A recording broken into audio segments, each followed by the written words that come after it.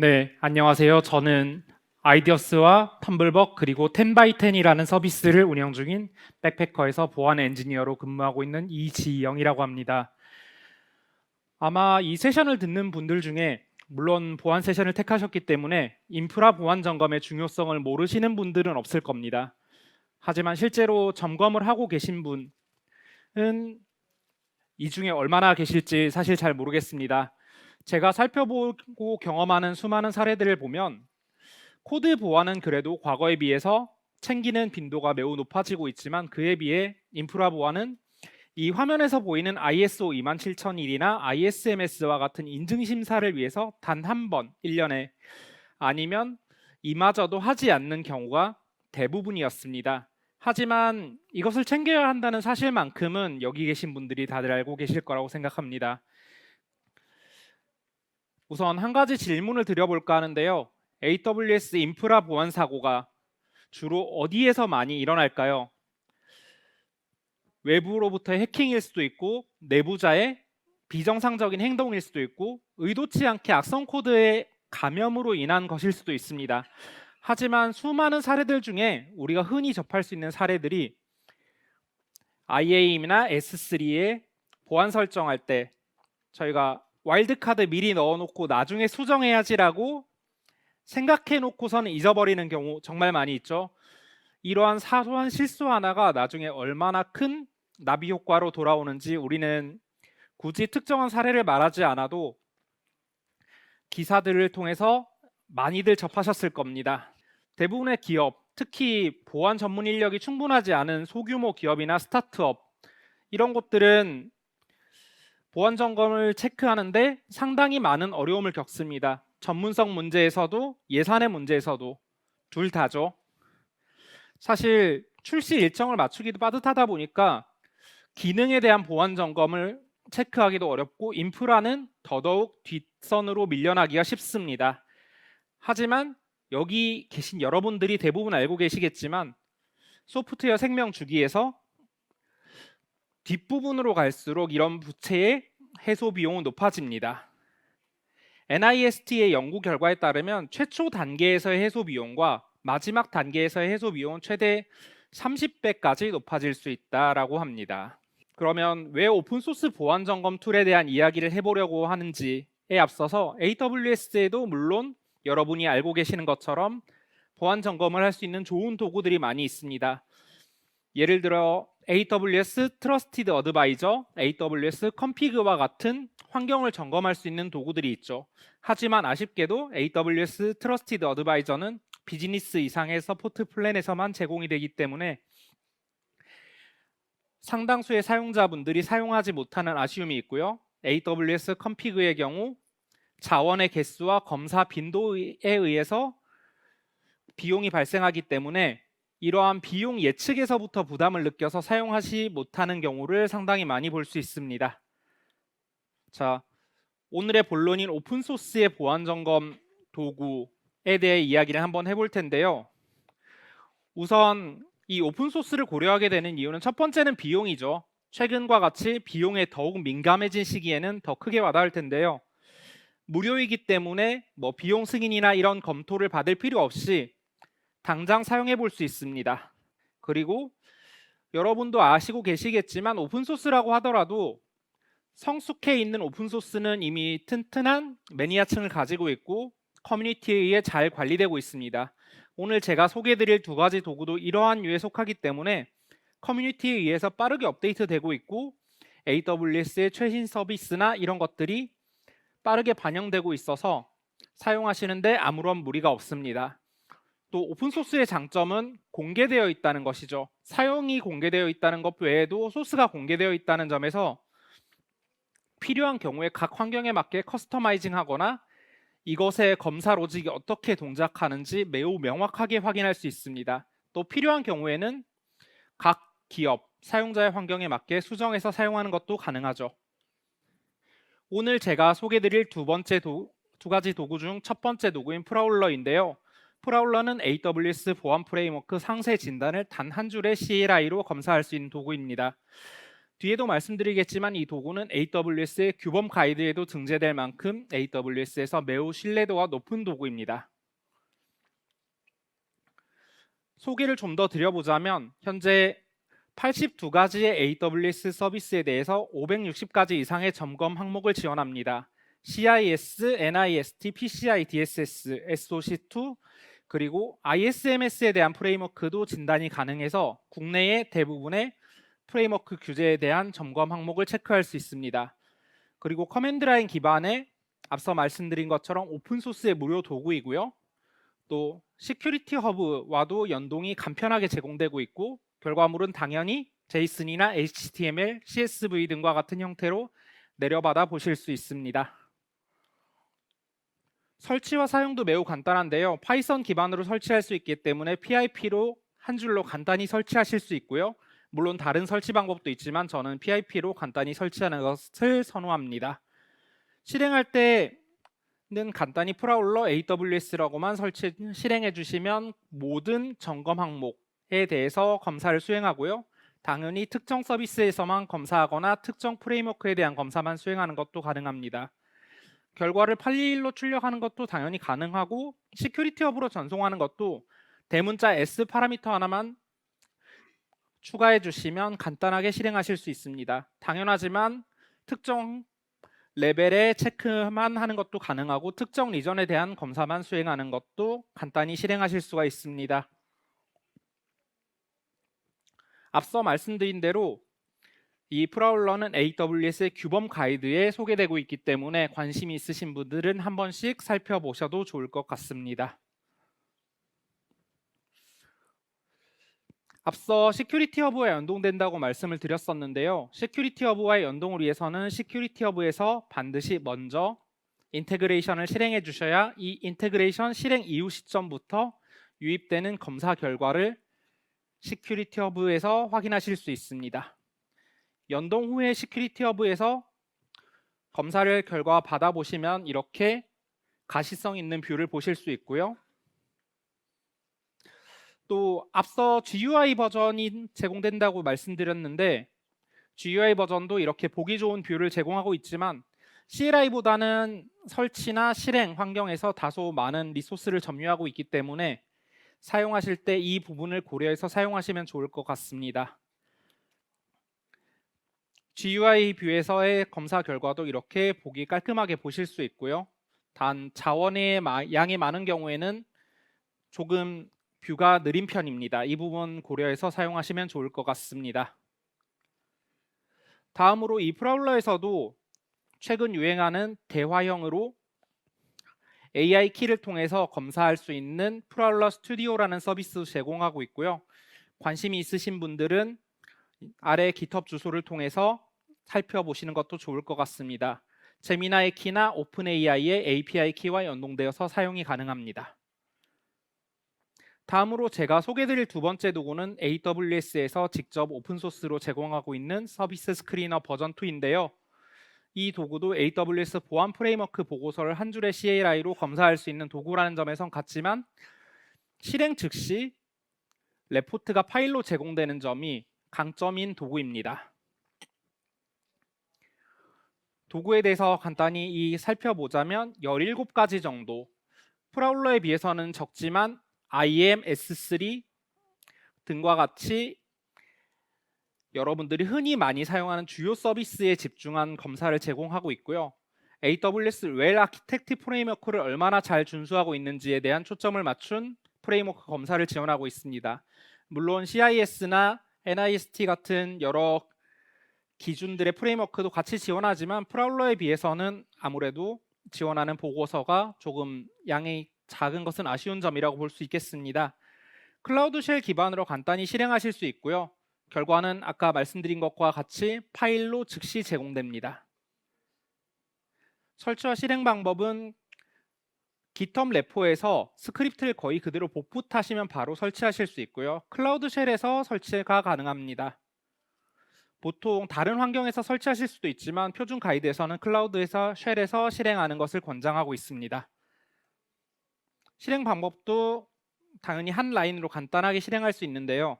프라울러와 다르게 리전을 반드시 지정해 주셔야 검사가 가능하고요. 모든 리전에 대한 자원을 검사하고 싶다면 대문자 5의 파라미터를 주시면 됩니다. 당연하지만 특정 자원만 지정해서 검사하는 것도 가능합니다.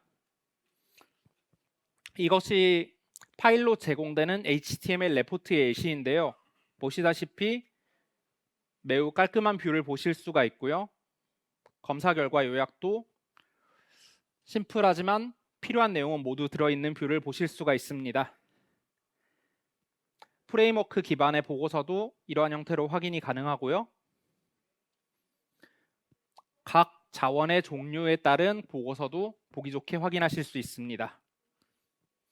제가 오늘 짧은 발표를 드리면서 특정한 소프트웨어만 소개해드려도 좋지만 이 도구를 같이 소개해드린 이유는 각각의 장점이 있고 같이 사용할 때 시너지가 있다라고 생각을 해서 이 두 가지를 같이 골라봤는데요. 첫 번째 프라울러는 상세 점검이 가능하기 때문에 CI/CD 파이프라인의 한 단계로 통합해서 자원의 변경이 일어날 때 상세 점검을 하는 용도로 사용하시는 것을 권장을 드립니다. 다음으로 서비스 스크리너 버전 2는 아까 강조드린 보고서의 강점을 활용해서 일간 또는 주간 보고서 이러한 형태로 보고 용도로 활용하기에 매우 좋은 도구이고요. 아까 미처 말씀드리지 못했지만 이 보고서를 받아보시면 EC2를 ECS로 변경한다거나 이런 현대화가 필요한 부분도 제안해주는 기능이 있어서 이러한 부분도 잘 활용해 주시면 좋습니다. 발표를 마무리하면서 팁 5가지 정도를 말씀드리면서 마무리를 지어볼까 하는데요. 사실 여러분들이 익히 다들 알고 계시지만 의외로 잘 되지 않는 것들입니다. 처리 우선순위에 대한 설정인데요. 저희가 보통 특히 맨 처음 점검을 하시는 경우에는 수많은 결과에서 이것을 과연 무엇부터 해결할 것인가 고민하다가 시간만 흐르고 아무것도 해결되지 않는 경우를 많이 볼 수 있습니다. 효과적인 조치를 위해서는 결과를 바탕으로 반드시 검사된 결과에 대한 실제적인 위험도를 평가하고 단계적으로 조치해 나가는 전략이 반드시 필요한데요. 모든 항목을 한 번에 해결하라는 욕심부터 버리시고 고위험 항목부터 또는 우리에게 영향도가 높은 항목부터 순차적으로 접근하는 것이 반드시 필요합니다. 다음으로 예외 처리에 대한 부분인데요. 꼭 처리해야 하는 것과 아닌 것을 구분하라는 것입니다. 이 부분이 앞선 것과 비슷한 내용인데 실제 취약점 리스트에 포함되어 있지만 실질적인 위험이 없거나 현저히 낮아서 검토가 불필요한 경우가 실제로 상당히 많이 있습니다. 프라울러의 기능 중에 allow list라는 기능을 활용해서 이러한 항목들이 레포팅되지 않도록 관리하는 것도 방법이고요. 점검 도구에서 저희가 실제로 사용하고 있는 서비스들의 한정에서 점검함으로써 점검 항목을 줄이는 것도 좋은 방법이라고 생각합니다. 이렇게 미뤄둔 것들 중에 처리해야 될 것들은 우선은 예외 처리해서 검사하고 나중에 여유가 있을 때 백로그로 다시 검사해서 그때 체크하셔도 늦지 않습니다. 다음으로 파이프라인에 대한 고민인데요. 사실 특히 보안 조직과 데브옵스 조직이 분리되어 있는 경우 그리고 실행 속도에서 개발 조직과 갈등을 일으키는 경우가 정말 많이 있습니다. 저도 일을 하면서 개발 파이프라인에 뭔가 넣을 때마다 많은 고민을 하는데요. 파이프라인에 꼭 태워야 한다면 이런 프라울러 같은 도구들을 파이프라인을 분리해서 주기적으로 실행하거나 아니라면 파이프라인에서 굳이 꼭 한 번만 실행하는 것이 아니라 검사 단위를 쪼개서 병렬로 실행하는 것, 예를 들어서 프라울러의 경우에는 S3를 검사하는 조직과 IAM을 검사하는 파이프라인을 쪼개서 병렬로 실행한다던가 이런 여러 가지 시도들을 통해서 성능 개선을 위한 파이프라인 최적화를 고민하는 것이 반드시 필요합니다. 다음으로는 알면서도 잘 이루어지지 않는 것이 점검 도구에 대한 업데이트인데요. 패키지 한번 받아놓고 이 도구로 처음부터 끝까지 1년이 넘도록 업데이트하지 않는 분들 저는 주위에서 많이 봤습니다. 점검 도구 업데이트를 소홀히 하지 말아야 하는 것은 특히 이렇게 환경을 검사하는 도구는 환경의 변화에 대응하기 위해서는 도구 자체도 반드시 업데이트가 되어야 되고요.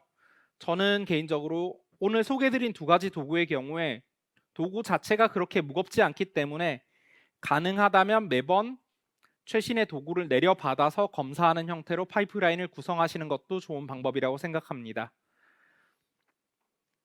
다음으로 경영진과 주요 의사 결정자들이 보안에 관심을 가질 수 있도록 결과를 공유하는 것의 중요성인데요. 저희가 검사를 하고 담당자 선에서 알아서 해결하고 여기서 맞춰진다면 회사에서는 지금 어떤 보안 문제가 있는지, 또 이것이 어떻게 개선되고 있고 이것의 개선 효과가 어떤 것인지 아무도 알지 못하게 되고 담당자의 개인적인 업적으로만 남는 경우가 정말 많이 있습니다. 사실 저는 보안은 문화라고 생각하는데요. 실제로 보안이 문화가 되기 위해서는 담당자뿐만 아니라 전사가 보안에 대한 관심을 가지고 이것을 기술의 하나로서 인식하는 것이 아니라 문화로 인식하는 이 눈높이를 맞추기 위한 노력이 매우 필요합니다. 그렇기 때문에 오늘의 검사 결과 그리고 다음 주에 다시 실행했을 때 지난번에 페일이었던 것이 어떻게 수정되어 가고 있는지 이런 것들을 전사적으로 어필하고 특히 주요 의사결정에 영향을 미치는 경영진과 주요 의사결정자들이 이런 것을 반드시 알고 관심을 가질 수 있도록 어필하는 것이 매우 중요합니다. 네, 저는 클라우드 보안은 예방이 최선이고 이 예방은 자동화로부터 시작된다라고 생각을 합니다. 저희가 아무리 신경을 잘 쓴다고 해도 손으로 뭔가를 계속 검사하겠다고 생각하면 놓치는 것이 있을 수밖에 없고 인프라가 커지면 손으로 검사한다는 것이 사실상 거의 불가능합니다. 이 놓치는 부분에서 반드시 보안 사고가 일어나게 되는 것은 당연한 일이라고 생각을 하고요. 그렇기 때문에 저는 예방을 위해서 자동화에 신경 쓰는 것, 그리고 이 자동화의 방법 중에 가장 좋은 것이 파이프라인에 태워서 어떠한 이벤트가 일어날 때마다 자동으로 점검이 일어나게 하는 것이 매우 중요하다고 생각을 합니다. 제가 준비한 발표는 여기까지인데요. 간단한 내용을 짧게 설명드렸고 오늘 드린 이 발표가 여러분들의 보안 환경 개선에 조금이라도 도움이 되길 바라면서 다음 발표자인 정영진님에게 마이크를 넘기도록 하겠습니다. 지금까지 경청해 주셔서 감사합니다. 네, 안녕하세요. 저는 현재 LG U+에서 데브옵스 엔지니어로 근무하고 있고 AWS 커뮤니티 빌더입니다. 네, 오늘 준비한 주제는 이제 오픈 소스를 활용한 제로 트러스트 네트워크 액세스 구성하기라는 주제로 준비를 해봤는데요. 요즘에 이제 다양한 분야에서 정말 많은 보안 사고가 발생하고 있습니다. 이런 보안 사고를 막기 위해 제로 트러스트 네트워크 액세스라는 걸 한번 도입해 보시면 어떨까라는 생각으로 주제를 준비해 왔습니다. 네, 하나 이제 유명한 명언을 하나 보고 가겠습니다. 프랑스 철학가 볼테르가 다음과 같이 말했다고 합니다. 의심은 불편한 상태이다. 그러나 확신은 터무니없는 상태이다. 이 말을 처음 들으면 우리는 확신은 좋은 것이 아닌가? 라는 생각이 들 수 있습니다. 하지만 보안 관점에서 이보다 더 위험한 생각은 없습니다. 과거에 이제 네트워크 보안 모델은 내부 사용자와 그리고 시스템을 신뢰하는 방식이었습니다. 즉, 기업의 네트워크에 연결돼 있기만 하면 자동으로 신뢰를 받고 또 중요한 데이터에 접근할 수 있는 이런 시스템이었습니다. 마치 내부는 모두 안전하다라는 확신처럼요.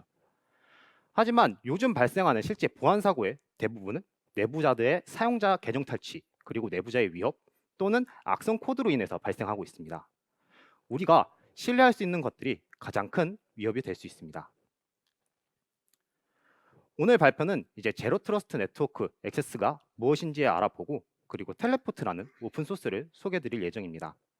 아젠다는 다음과 같습니다. 먼저 첫 번째로 제로 트러스트 네트워크 액세스가 무엇인지에 대해서 알아보고 또 이를 잘 구현한 오픈 소스인 텔레포트라는 것에 대해서 알아보도록 하겠습니다.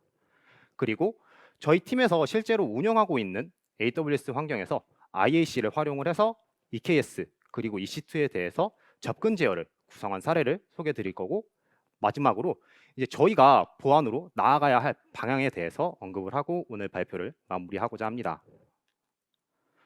먼저 제로 트러스트 네트워크 액세스가 무엇인지에 대해서 한번 알아보도록 하겠습니다. 과거의 보안 방식을 한번 생각을 해보면 먼저 첫 번째로는 온프레미스 환경 기반의 구성이었습니다.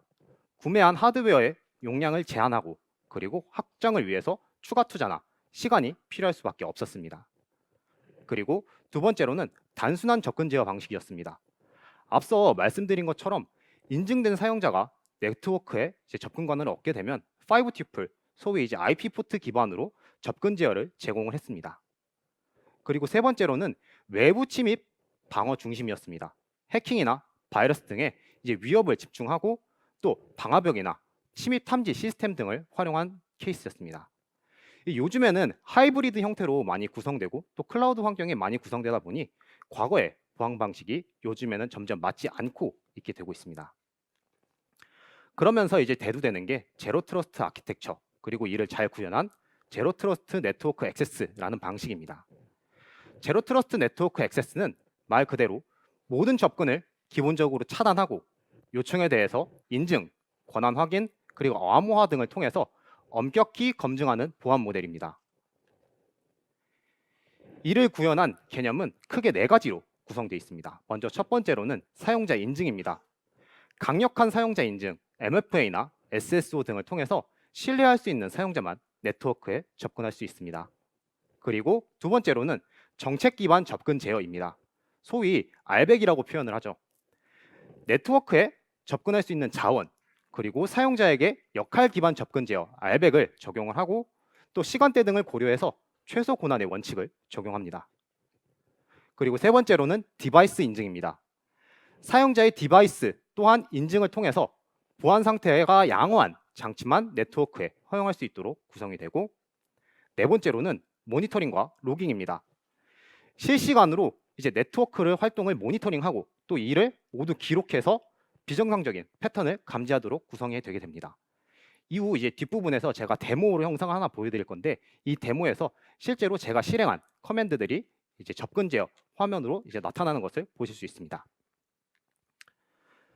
앞서 말씀드린 네 가지 개념을 이제 제로 트러스트 네트워크 액세스에서는 이렇게 5가지 구성 요소로 가지고 있습니다. 사용자 인증, 장치 인증, 액세스 제어, 그리고 네트워크 격리와 분리, 그리고 지속적인 검증과 모니터링입니다.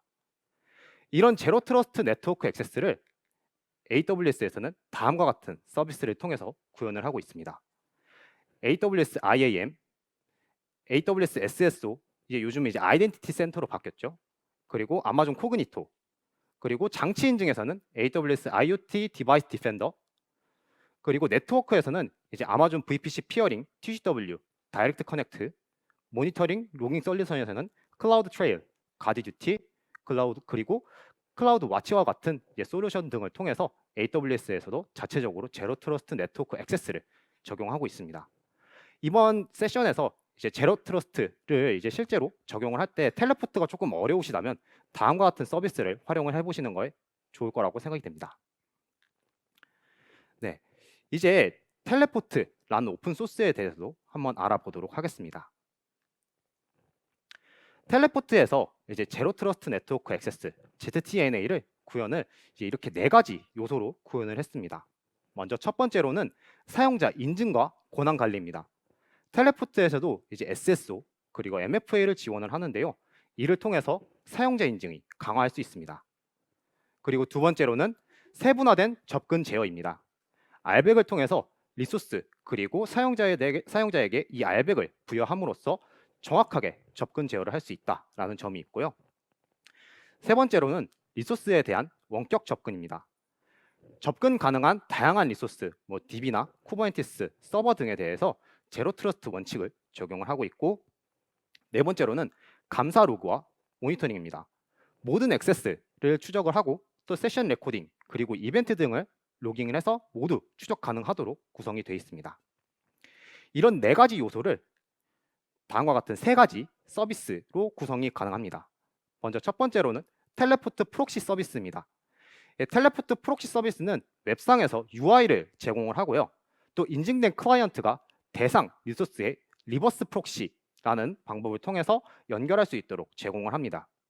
실제 UI에서는 이제 서버에 대해서는 바로 웹 콘솔로 접근을 할 수 있는데 쿠버네티스나 DB와 같은 경우에는 CLI를 통해서 접근을 해야 합니다. 그리고 두 번째로는 텔레포트 어스 서비스입니다. 이 어스 서비스는 텔레포트 클러스터 내의 로컬 사용자 그리고 구성된 리소스를 관리하고 인증서를 발급하고 또 오딘 로그를 유지하고 관리하는 목적입니다. 그리고 세 번째로는 텔레포트 에이전트입니다. 토큰이나 IAM 기반으로 인증을 통해서 클러스터와 연결이 되고 또 대상이 되는 리소스의 트래픽을 흘리는 역할을 하게 됩니다. 텔레포트의 아키텍처를 다음과 같이 나타낼 수 있습니다. 여러분 기준으로 이제 왼쪽이 이제 실제 타겟이 되는 클러스터고 오른쪽이 이제 사용자입니다.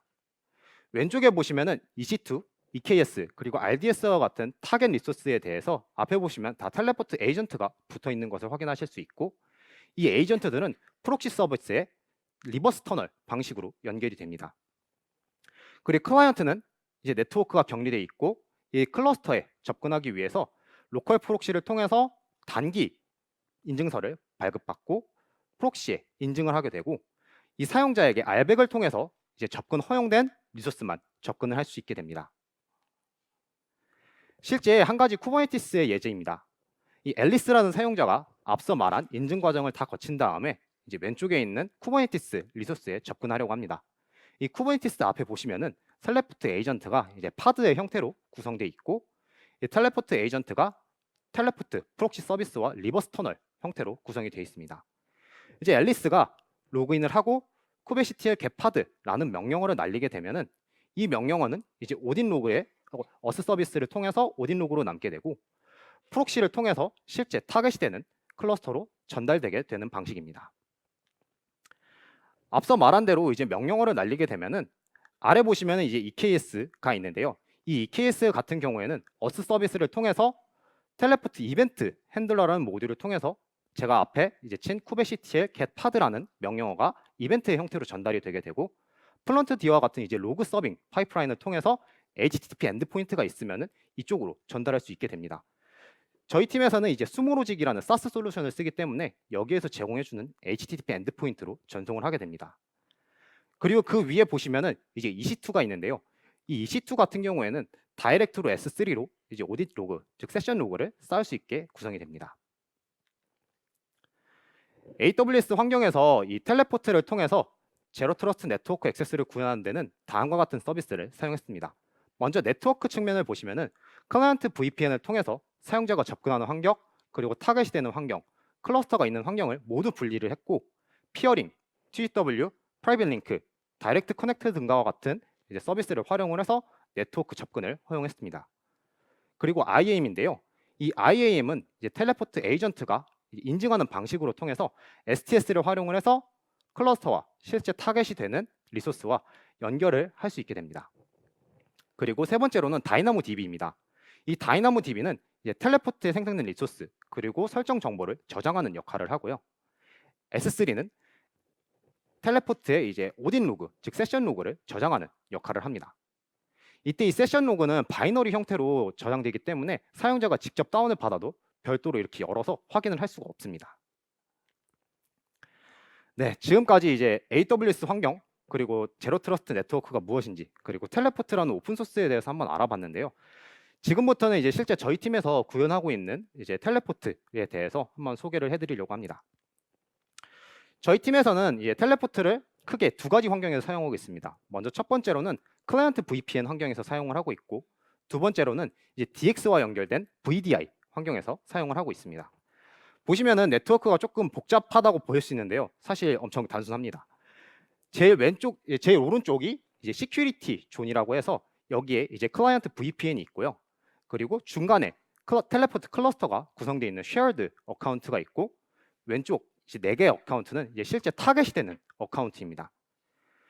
제가 세 번째 어카운트에 있는 리소스를 접근한다고 했을 때는 다음과 같은 빨간 라인으로 이제 네트워크 경로를 생각하실 수 있습니다.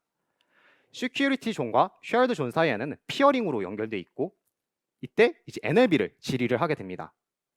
여기에서 NLB IP를 질의하기 위해서는 이제 저희가 프라이빗 호스티드 존을 사용을 해서 이 NLB를 질의하게 되고 그리고 타겟이 되는 클러스터는 이제 TCW로 연결이 돼 있어서 타겟이 되는 리소스에 접근할 수 있는 구성이 되게 됩니다. 그 다음은 이제 VDI 환경입니다. 제가 두 번째 어카운트에 있는 리소스에 접근할 때는 다음과 같은 경로로 접근을 하게 됩니다. 이 DX를 타고 가는 이 IDC 환경은 AWS에 있는 프라이빗 호스티드 존을 사용할 수 없기 때문에 퍼블릭 호스티드 존에 같은 도메인으로 등록을 하고 NLB에 주소를 매핑을 해놓습니다. 그러면 VDI가 퍼블릭 호스트에 있는 이제 도메인을 질의를 하게 되면은 중간에 172 대역에 있는 NLB를 질의하게 될 거고, 이 NLB는 뒤에 있는 TCW 그리고 쉐어드 존에 있는 텔레포트 클러스터에 연결이 되게 되고, 실제 타겟이 되는 서비스 또한 TCW에 연결이 돼서 네트워크 플로우를 가져갈 수 있습니다. 이번엔 이런 리소스를 어떻게 관리하는지에 대해서도 한번 설명을 해드리도록 하겠습니다. 테라폼으로 이제 텔레포트 리소스를 관리하기 위해서는 내부적으로 텔레포트 아이덴티티를 이제 발급을 받아야 합니다. 이때 최초 셋업을 할 때는 TCTL이라는 텔레포트 명령어를 통해서 이런 리소스를 생성을 해줘야 되고, 이 리소스를 생성을 하게 되면은 아이덴티티 파일이 떨어지게 됩니다. 저희는 이걸 테라폼 아이덴티티라는 이름으로 이제 설정을 해놓고 아틀란티스에 있는 시스템 인바이러먼트로 등록을 해주게 됩니다. 그리고 이렇게 등록이 되게 되면은 실제 이제 테라폼으로 텔레포트 리소스를 생성을 할 때는 다음과 같은 구성 요소로 매핑이 되게 됩니다. 먼저 제일 위는 이제 테라폼에서 제공해주는 이제 텔레포트 프로바이더고요. 그 아래는 이제 실제 타겟이 될 텔레포트 클러스터와 인증에 사용될 아이덴티티 파일을 적어줍니다. 그리고 제일 아래는 이제 생성하려는 텔레포트 리소스를 다음과 같이 정리를 해줍니다. 사실 저희 팀에서는 이걸 다 파일로 나눠놨는데요. 여러분에게 쉽게 설명하고자 이렇게 하나의 파일로 보여드리도록 하겠습니다. 네, 그래서 이제 사용자가 만약에 텔레포트 리소스를 생성하고자 하면은 다음과 같이 테라폼 코드를 작성을 해서 PR을 올리고, 그리고 아틀란티스가 플랜이 돌게 되겠죠. 이때 아이덴티티 파일을 사용을 해서 텔레포트 리소스와 비교를 하게 되고, approve를 통해서 아틀란티스 어플라이를 하게 됩니다. 이때 앞서 말한 아이덴티티 파일을 사용을 해서 텔레포트 클러스터의 실제 리소스를 반영하는 구조가 되게 됩니다. 네, 이게 이제 데모 영상인데요. 저희 팀에서 실제로 운영하고 있는 이 텔레포트입니다. 보시면은 EC2 서비스는 다음과 같은 리스트로 빠르게 지나갔는데, 네, 이제 보시면은 tsh라는 커맨드를 통해서 텔레포트 클러스터에 접근을 하게 되고, 그 다음에 연결된 쿠버네티스 리소스를 다음과 같이 볼 수가 있습니다. 그리고 이제 제가 원하는 네임스페이스에 있는 파드를 접근하기 위해서 네임스페이스를 조회를 하고, 데이터독이라는 파드에 이제 접근하기 위해서 다음과 같은 명령어를 치게 됩니다.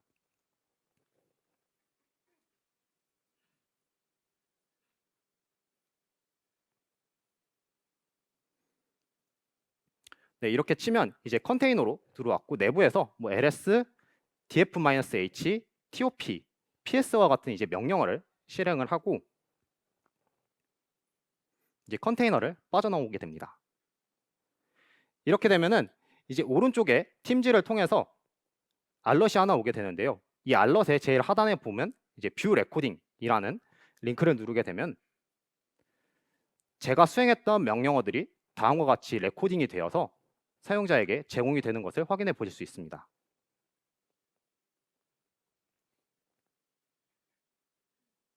네, 이렇게 해서 제가 이제 파드에 들어가서 실행했던 모든 명령어가 나오는 것도 확인을 해보실 수 있습니다. 네, 이렇게 데모 영상까지 확인을 해보셨고요. 저희가 이제 텔레포트 그리고 이 AWS 환경에서 제로 트러스트 네트워크를 어떻게 실현하면 좋을지에 대해서 나아가야 할 방향에 대해서 이제 간단하게 말씀을 드리고 오늘 발표를 마치고자 합니다. 저희가 이제 요즘에 클라우드 그리고 하이브리드 형태로 많이 구성이 되고 있습니다. 많은 기업이 클라우드로 이전을 하면서 기존 인프라와 그리고 혼합하는 형태로 사용하고 있고요. 이때 이제 필요한 게 바로 제로 트러스트입니다. 사용자와 그리고 디바이스 위치와 무관하게 지속적으로 인증을 그리고 권한을 확인을 해야 합니다. 그리고 요즘에 이제 MCP나 뭐 AI가 이제 점점 대두가 되고 있는데, 이 AI 또한 보안에 적용을 해서 AI 기반 보안 자동화가 이루어져야 합니다. 즉 이상 트래픽을 미연에 감지를 하고 또 대응, 취약점, 스캐닝과 같은 사고 대응에 대해서 미리 방지를 해야 되고 또 자동화를 통해서 이를 예방할 필요가 있습니다. 제로 트러스트, always verify라는 이제 문구가 제로 트러스트 아키텍처를 찾아보면 제일 먼저 나오는 문구입니다. 과거의 보안 모델은 이제 내부 사용자를 신뢰하는 방식이었는데, 요즘은 이제 아시다시피 클라우드가 점점 올라오고 있기 때문에 모든 접근에 대해서 검증하고 그리고 지속적으로 모니터링을 해서 기업의 데이터를 필수적으로 보호해야 합니다. 제로 트러스트는 더 이상 선택이 아니라 필수라는 점을 오늘 세션을 통해서 알고 가시면 좋을 것 같습니다. 네, 오늘 세션은 여기까지입니다. 감사합니다.